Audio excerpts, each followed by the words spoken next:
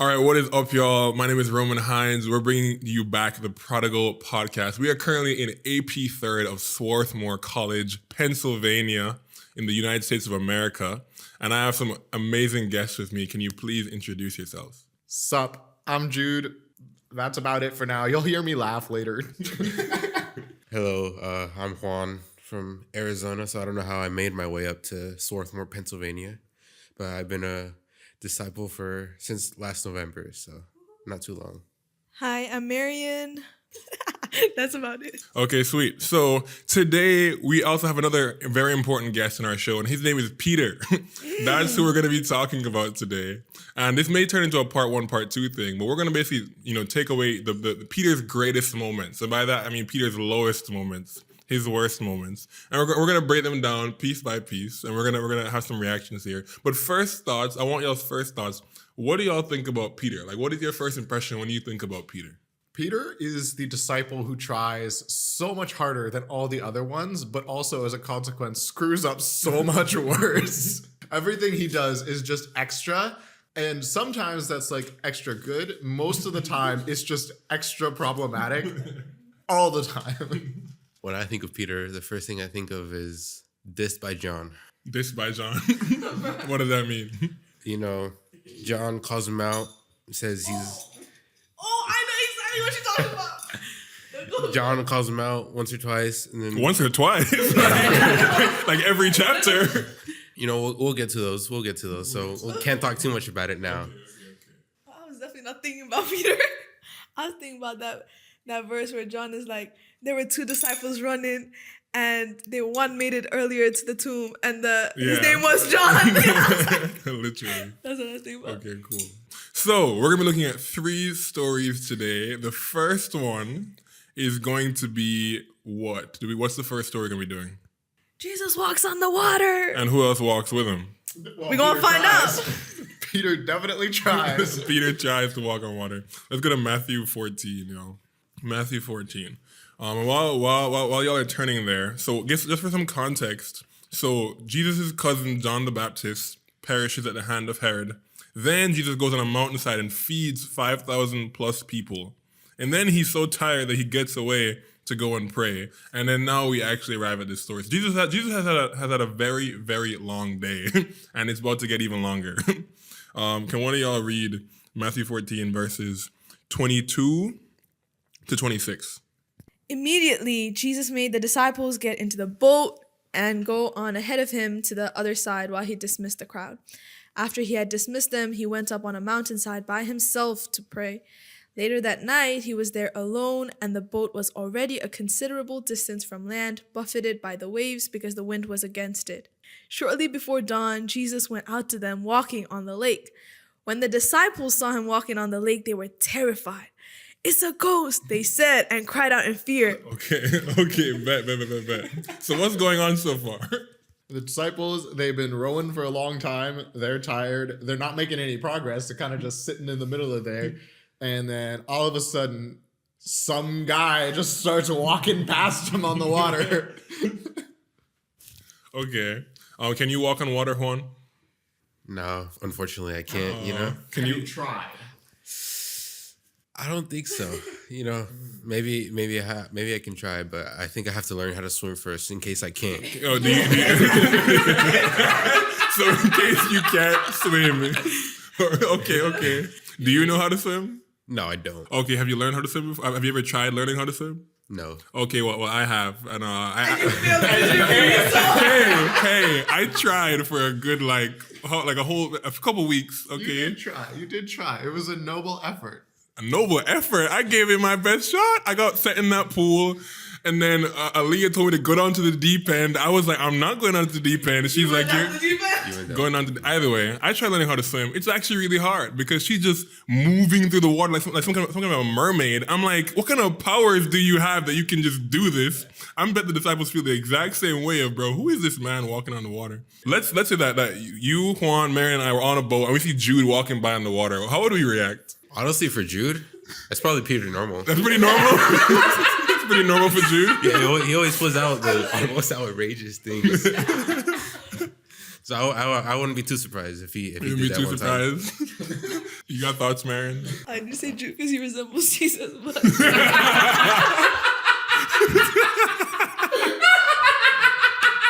yo, I don't, let me not say it. But I said it anyways.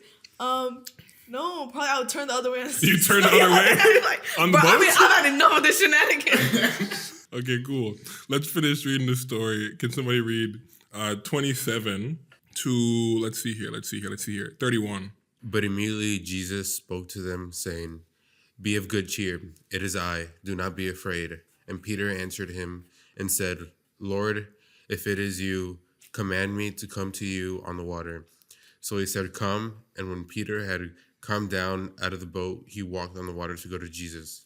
But when he saw that the wind was boisterous, he was afraid and began to sink. He cried out, saying, "Lord, save me."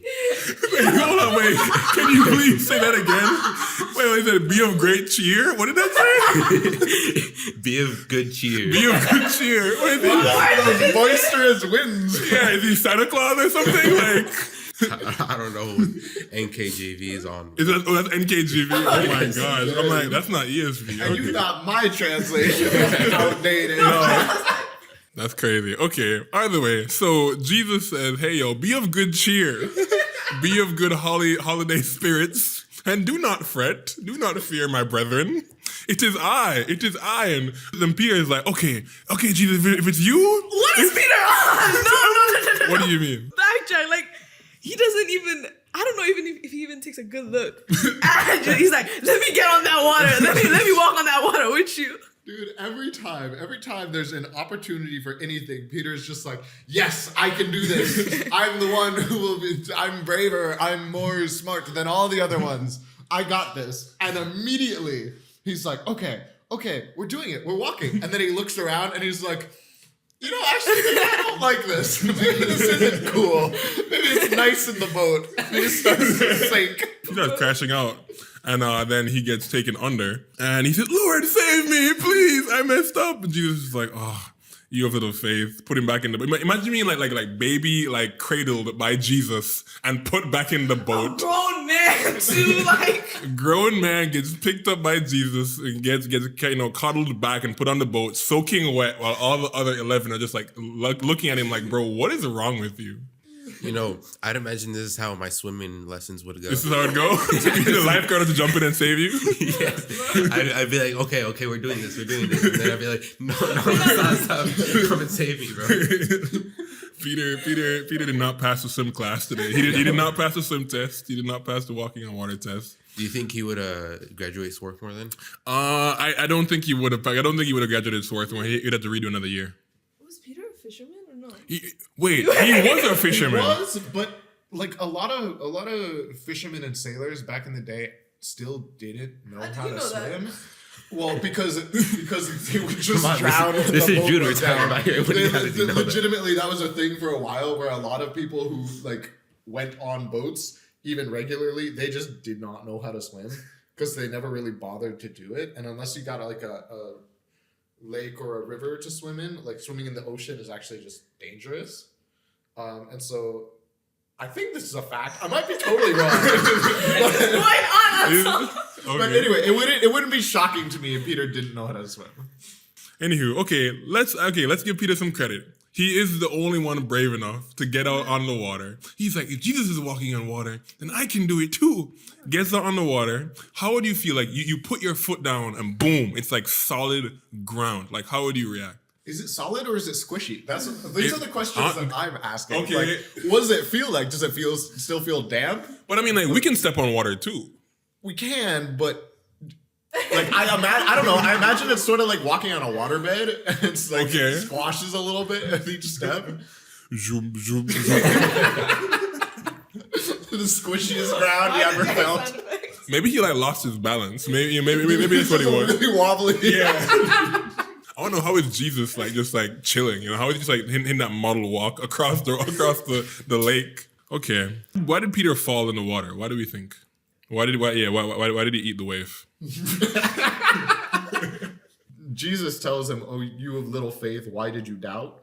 And earlier, what was it? He was afraid of the boisterous winds or whatever it was.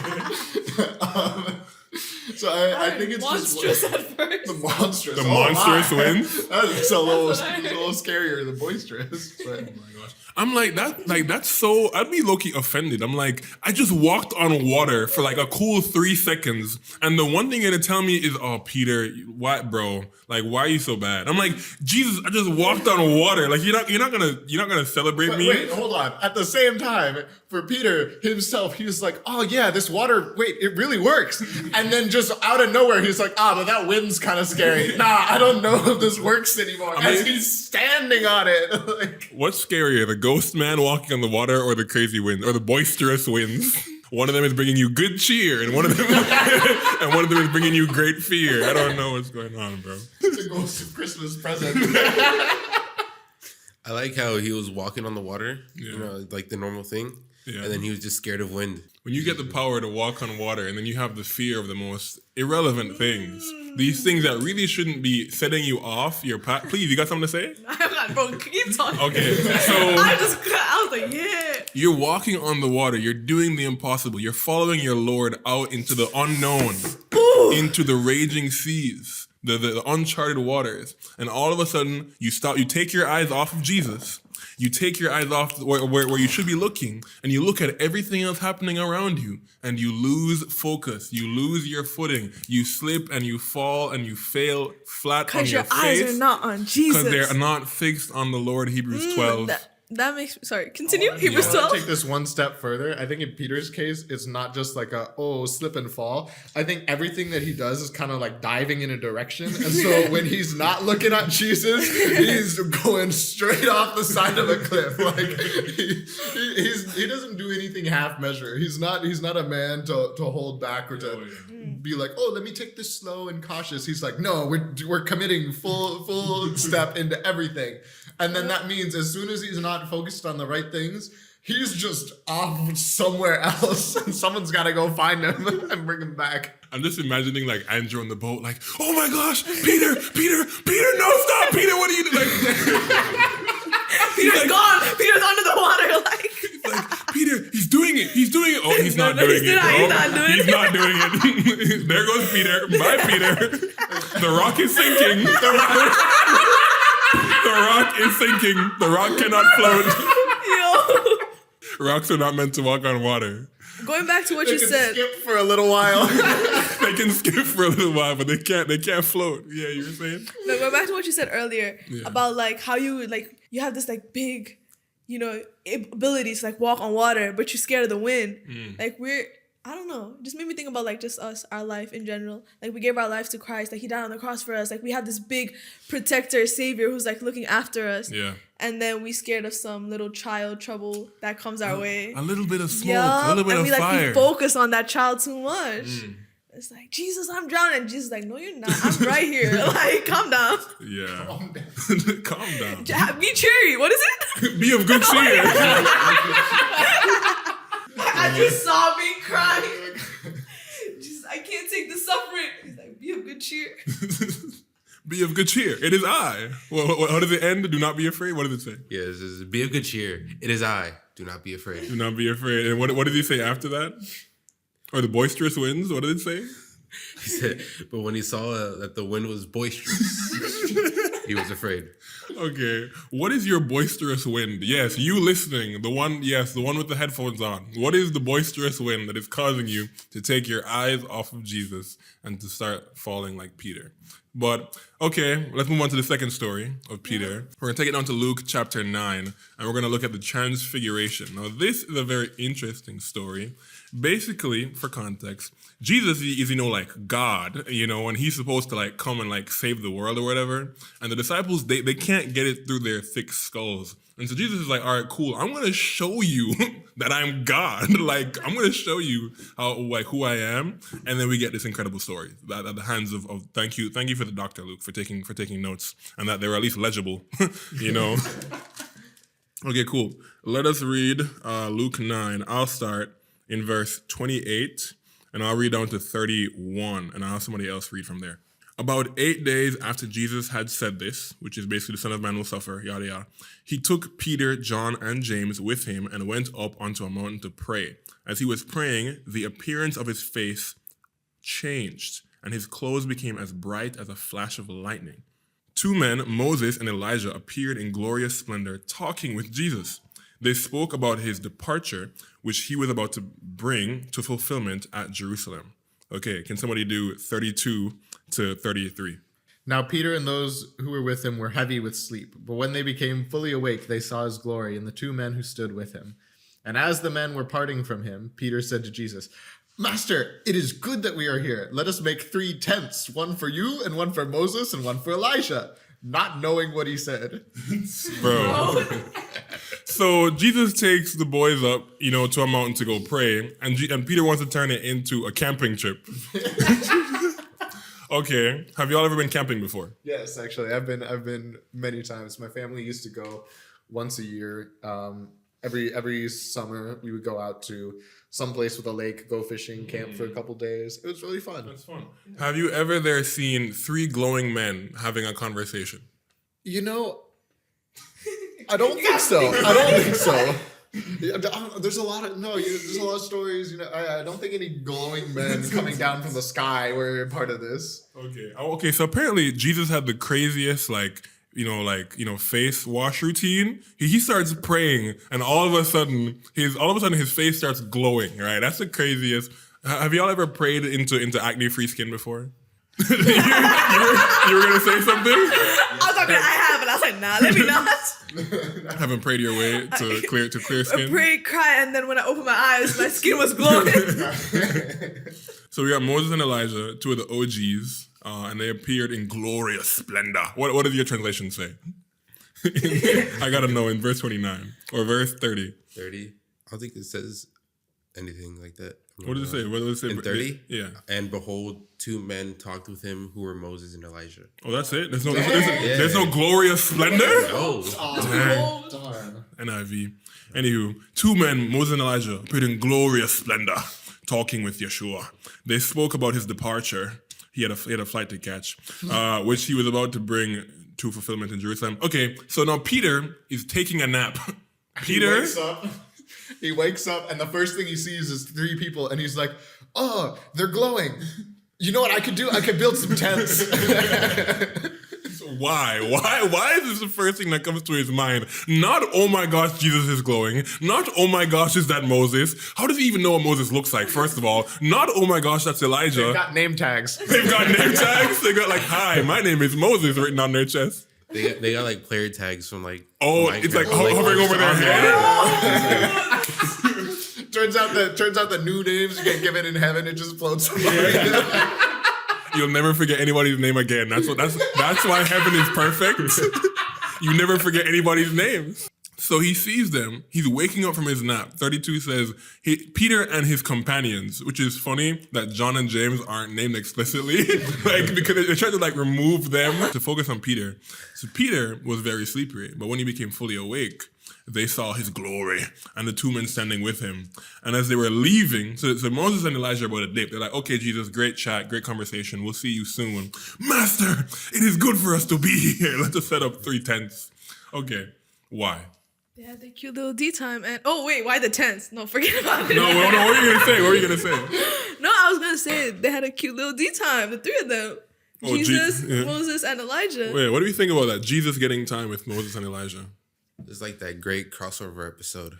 Oh, like that Disney Channel episode, or honestly, the Spider-Verse, the Spider-Man. Oh yeah. It's not called Homecoming. What is No Way Home? What was the last one?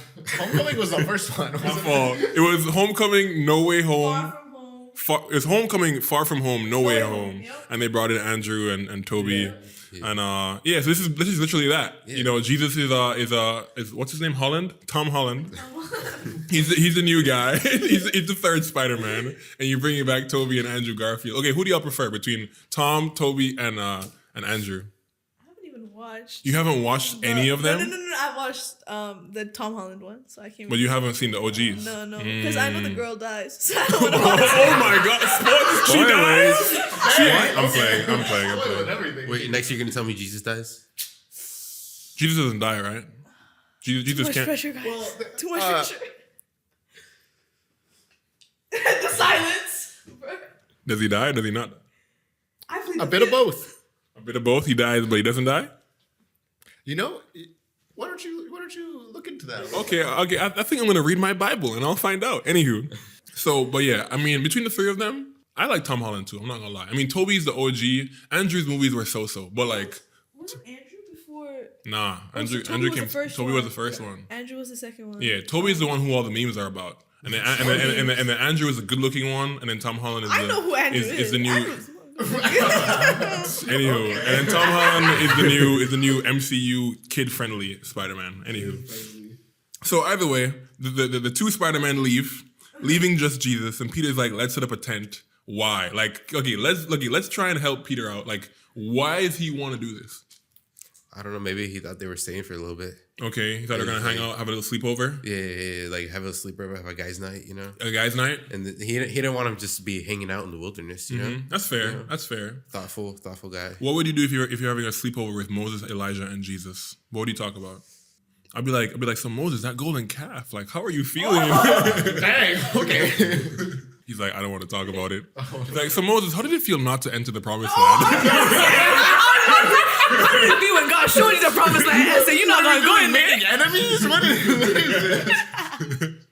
Thoughts? I don't know Elijah that well, so I can't really speak for him. But yeah, I'm sure Moses, Moses, I'm sure not happy. You wouldn't be in that tent no more, bro. No, but yeah, Peter would get kicked off the mountain if you ask that question. I mean, my best reasoning for why the tents, I don't know. Peter is just like you're saying. He just has everything wrong. Like Jesus is like, listen, I'm gonna go die. I'm gonna come back to life. And Peter's like, whatever that means. Like whatever that means that you're gonna die and come back to life. Oh yeah, Jesus, whatever you say. And then he sees these two ancient prophets appear, and he's like, yes, we have Moses and Elijah on our side too. This is awesome. We have the greats with us. I think Peter just needs to be doing something, and because he can't figure out what's appropriate in this scenario, he's like, there's people here. They're really important. What do I do? I'm not important, but I can build tents. Maybe they need a tent. He's just trying. Anything to be like, I can't just sit here and absorb this information and learn from what's being taught to me. I need to be doing something. Tent works. The first thing that came to his mind, okay, there's no food, there's no water, tent, we can get a tent going. No, the fact that the Bible had to clarify that he did not know what he was He saying. did They not made know sure they're like, oh my gosh. It's like even the other gospel accounts of this legit all say like, and Peter was yapping. they made sure we knew. Yeah, they made sure we know that Peter was yapping here. So, what are our thoughts on this? What are the takeaways? Don't build a tent. Don't build a tent. Or maybe go build a tent. Then, verse 34, I guess we want to finish the story.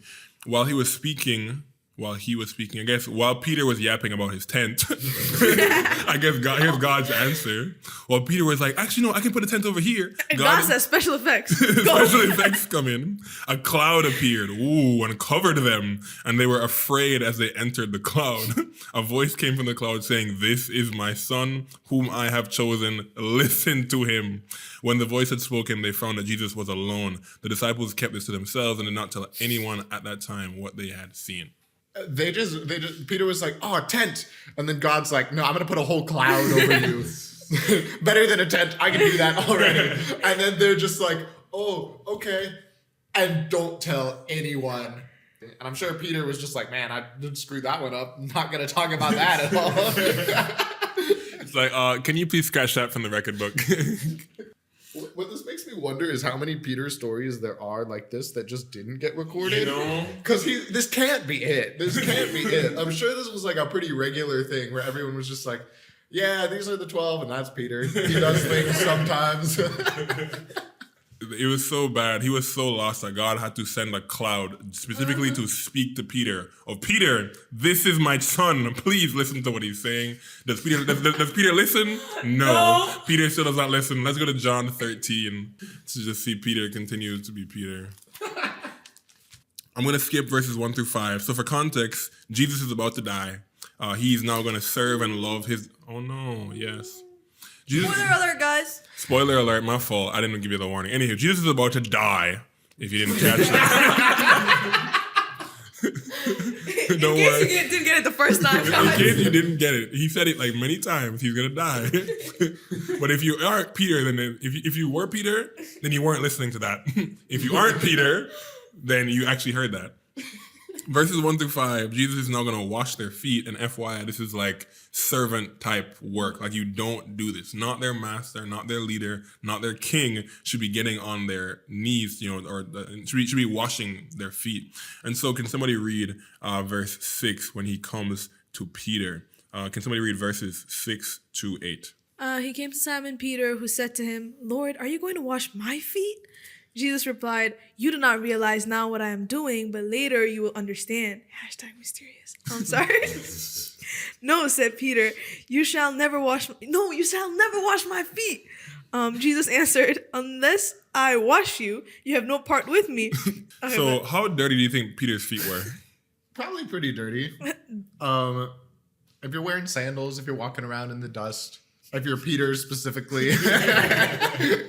who's here, there, everywhere. Like, no, Jesus, you shall never wash my feet. He was trying to put his feet behind the Trying to hide behind the his couch, yo. Oh, feet? I don't have those. Nope, not me. You can't wash my feet. He says, Lord.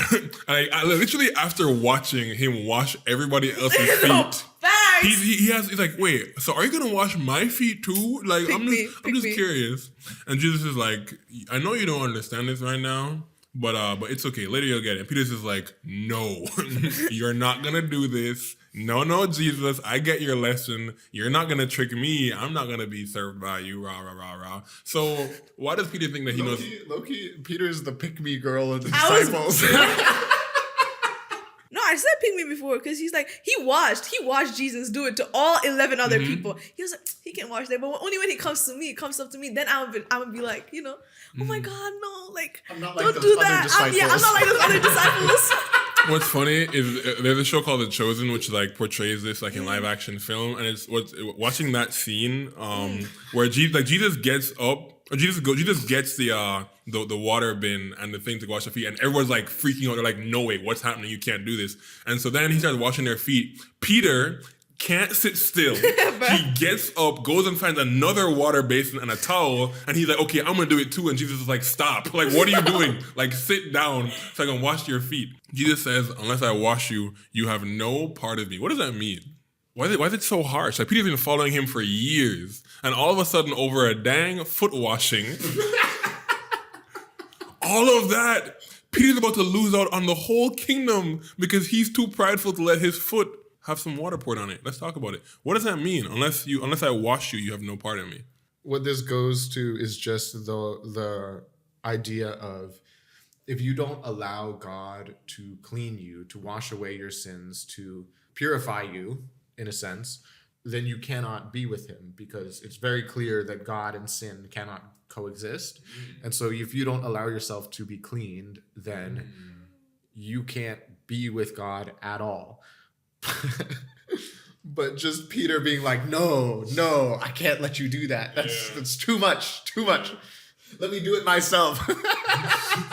I can wash my own feet. That's how it be in real life, though. Let me fix myself. I can do it. I got it. Like, let me not surrender. Let me not submit. I got it. I can fix myself. I don't want to submit, Jesus. And then you fall, and then you learn. That's real. I mean, like, to be so for real, I don't even want people looking at my feet, much less touching my feet, much less washing my feet. And so it's this idea, Jude just put his feet on the table. Don't worry, I'm wearing flip-flops. Anywho, like, it's such like, for me, it's like, it's this personal thing. It's like, no, like, don't touch my feet. And so it's like, Are your feet dirty, Roman? hey, I take showers. You did not say no. I took. Did Hey, you my say feet are no? not Did dirty. you say Hey, no? my feet are not dirty. Okay, chill. Hey. Not everyone who takes showers washes their feet. Ooh. I do, but I have heard from some people Which that one? they do not do that. Which one of y'all are not washing your feet out there? Listeners? We know you're not washing your feet. You better go back to that bathroom and scrub them toes. Yo. The better question is Jesus washing your feet? You gonna say something? No. I wash my feet. You wash your feet? For the record. For the record. For the record. So it's on tape. I wash It's my on feet. tape. It's on tape. If anyone asks, send them the recording. Yeah, but on a real take, like I think the reason I brought up this like idea is like there are the parts of you that you don't want other people to see.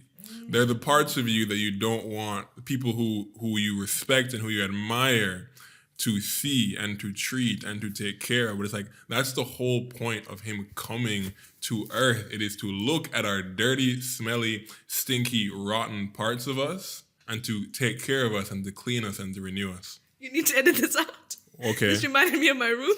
Oh my gosh.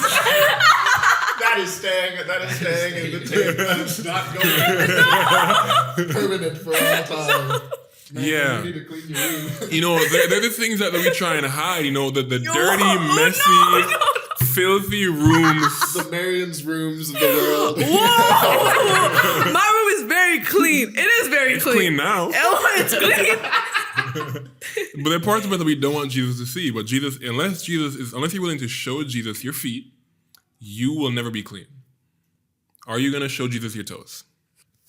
Always. Always? You're gonna That sounded a little too eager. Go to church with your flip flops on. Yep, go to church with the it. altar. I'll go to the altar with the sandals on. Make sure Sandals. sandals, yeah.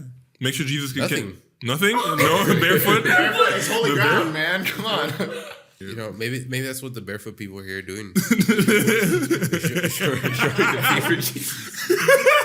a bit of context, there's a group of people on campus who, in whatever weather, all times, including in buildings and whatnot, they just walk around barefoot.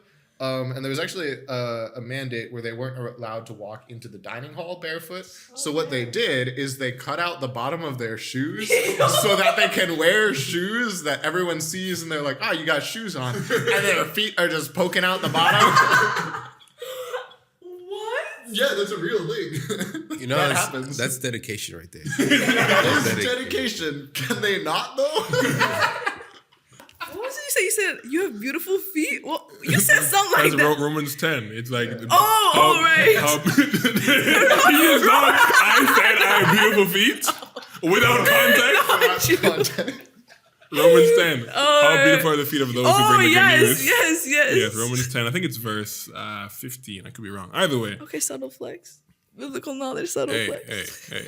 Anywho. Then Peter replies, "Then, Lord, not just my feet, but my hands and my head as well." Peter wants a whole bath. He said, "You shall never see my toes, Jesus. Please douse every bit and part of me with water." And how did Jesus reply to that? Jesus said to him, "The one who has bathed does not need to wash except for his feet, but is completely clean. And you are clean, but not every one of you."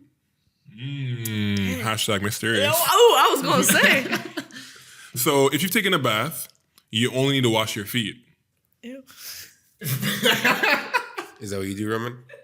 I take a bath and I wash my feet. But only your feet? Hey, what? Only your feet? Only my feet? There's a question. So I can't take another bath? No. I'm asking. Do you take baths and then you only wash your feet?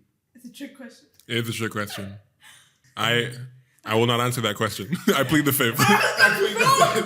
Either way, Jesus says those who have had a bath need only to wash their feet. Their whole body is clean. Well, actually, no. He's saying that if you take a bath and you don't wash your feet, then your body's clean. No. So you're saying you don't need to wash your feet. Hold on. He's trying to get out of the feet washing, Jesus guys. is saying is, if you have already bathed, if you are already clean, but then you go about your day, the only thing you need to re-clean is your feet, because that's the stuff that's been walking around in the dirt and getting dusty and dirty. Let's think about that. So how many times a week did they bathe back then? Maybe like once. All right, there were some smelly boys. But every day, your feet get dirty. You leave your home, you leave your room, you enter the world, it's full of grime and dirt. You just pick up dirt naturally. That's just how life works. You step outside, you face a day, and you pick up dirt. That's why you wear shoes, guys. That's why you wear shoes. That's why you don't walk barefoot. So every day we pick up dirt, and so every day we have to clean ourselves off. But I'm not talking physically. I'm talking spiritually. Right? Thoughts.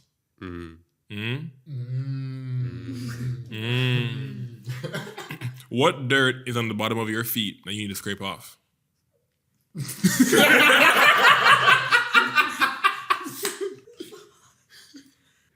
Nobody gonna say it. No, No, this question's for the listeners. For the listeners. Oh, yeah, it wasn't for y'all. It's for the listeners. No, yeah. Yeah, have you washed your dirty feet yet? Yeah, this is for y'all listening. Okay, and it's for me too. Don't get it twisted. Because my feet need some cleaning by Jesus. But, you laughing at my dirty feet? Maybe just a little. Okay, cool. That's fair. As long as I can laugh at your dirty feet. I mean, if you want to see him again, I'll put him back on the table. Okay, so Peter, why the switch? Why the change? All of a sudden, he's like, nah, you're not going to touch my dogs. And now he's like, please pour water on my head, pour water on my hands. Because Peter's just extra. Everything. He went from like, oh, okay, no, you can't do this. This is too demeaning. It's not right. And Jesus is like, no, you have this wrong. And he's like, oh, okay, undo everything I said and do the opposite. And Jesus is like, nope, still wrong. Like, you didn't do it. Still the wrong answer. Nah, he tried it one way, got it wrong. Tried it the other way, got it wrong again. That's The problem is he's trying. He just needs to listen. The problem is he's trying? No, because he's trying as opposed to just listening and being like, oh, what's actually being asked and said instead of being like, you know what? No, I got the solution. And he tries it and then it fails. And he's like, don't worry, I've got another solution. And it also fails. He just needs to stop offering his own solutions and listen to what's being said. Peter looks like a guy who has difficulty with middle ground. He looks like he's on like either one extreme or the other. exactly. Plan A, don't let Jesus wash my feet. Plan B, let Jesus wash every part of me. Both Give me a plans shower. fail. Jesus doesn't let him get to plan C. Plan C, he goes back to the lake and he jumps in. Right, Plan C, Jesus? can we do the walk on water thing again? So we just read 3 brilliant stories of Peter. What are our takeaways on Peter so far? Peter's just a guy. He's just a guy? He's just a guy. What do you mean by that? He does things, and then like 2 seconds later, he's like the opposite. He goes after something, and then he's like, actually, what if I go the other way? Yeah, I think Peter is unfortunately very relatable to my own life because a lot of the times it's like, oh, let me do this. Don't worry, God, I've got this. And then I try something and it fails, and I'm like, no, don't worry, I can fix it. And then I try to fix it and it gets worse. And then at the 3rd time, it's like, okay, wait, hold on, let me stop trying to do things and just let him deal with it because obviously I'm not succeeding here. But then, like 2 weeks later, I'm like, no, don't worry, God, I got this again. I think Peter has a heart of like trying to do it for God. And I think God sees that where he's like, he's not trying to just do something just for, I mean, yeah, he's trying to do something just to do something, like make the tent. But yeah, I think whatever Peter does, he's like, how, like a heart, like serving heart, basically. How do I serve? How do I do what God wants me to do? I think, yeah, Peter wants to do what is right so much more. Or not, maybe not more, but like he wants to do what is right. And he tries so hard. But he's just not good at figuring out what that is. And if he listened and actually got told, like, do this, don't do that, then he would be doing so much better. But he tries so hard. And I think the thing about that is it's really important. It is very important to try and to do your best and to work really hard towards the right things, but you also got to make sure you're doing the right things in the first part. Just trying is not good enough. Yeah, I think like what you guys are saying, like Peter is really trying to do things for God, but he sometimes struggles with doing it with God. Clog that. That's a bar. That's a bar.